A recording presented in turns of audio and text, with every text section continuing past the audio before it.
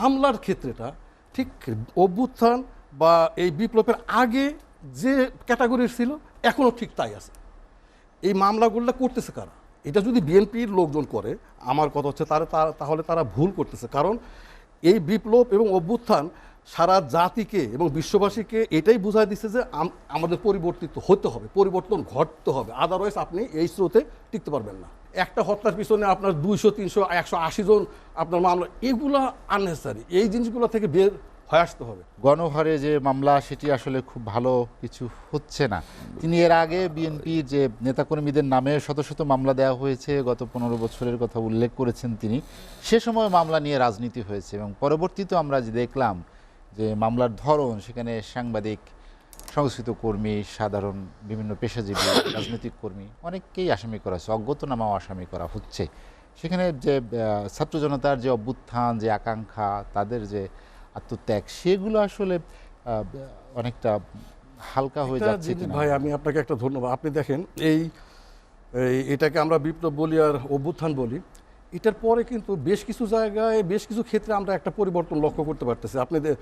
আমাদের ধর্মীয় যে রাজনৈতিক সংগঠনগুলো, তাদের কিন্তু কার্যকলাপে বেশ একটা পরিবর্তন লক্ষণীয়, এটা কিন্তু অস্বীকার করার নাই। ঠিক আছে, আপনি বিএনপি তারেক রহমানের মধ্যেও কিন্তু একটা আপনার পরিবর্তন, তারেক রহমান স্পেসিফিকভাবে আমি বলি, তার কিন্তু কার্যক্রমের মধ্যে একটা পরিবর্তন লক্ষ্য করতেছি বা লক্ষ্য করা যাচ্ছে। বাট এই যে মামলার ক্ষেত্রেটা ঠিক অভ্যুত্থান বা এই বিপ্লবের আগে যে ক্যাটাগরির ছিল এখনও ঠিক তাই আছে। এই মামলাগুলো করতেছে কারা?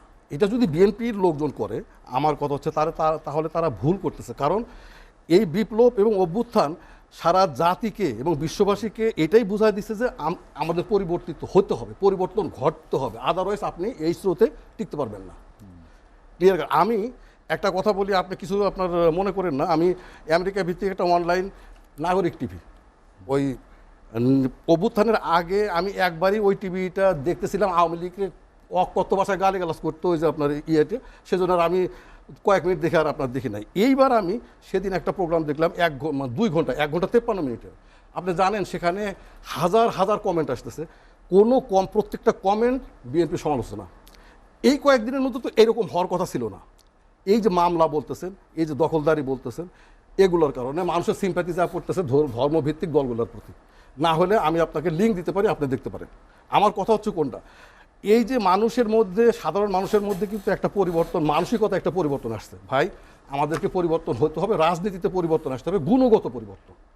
ঠিক আছে, সেটা কারণ এখন অনলাইনের যুগে ওই যে বললো না, ওই আপনার জেনারেশন জেড, ওরা যেরকম সারা বিশ্বের খোঁজখবর রাখতে পারে, সাধারণ মানুষও এখন সারা বিশ্বের খোঁজখবর রাখতে পারে, অন্যান্য দেশে কি কেমন চলতেছে না আপনার চলতেছে। তো আমি জানি না, শুধু বিএনপির লোক তো আর আপনার মারা যায় না, মারা গেছে আপনার মনে করেন খুনের, মানে এই যে হত্যার ক্ষেত্রে যে মামলাগুলো হচ্ছে, সাধারণ মানুষ যদি আপনার মামলা করতে গিয়ে এই কাজটা করে, কেন করবে? মানে আমার কথা হচ্ছে এদের পিছনে কোনো না কোনো ইন্ধন আছে। কারা দিচ্ছে ইন্ধন? এগুলো কিন্তু জনগণের কাছে হাইট থাকবে না, জনগণের কাছে বের আপনার হবেই। বিএনপি যদি এই কাজগুলো করে থাকে, বিএনপিকে সরে আসতে হবে, আদারওয়াইজ সামনের নির্বাচনে এটা একটা বড় ইফেক্ট পড়তেই পারে।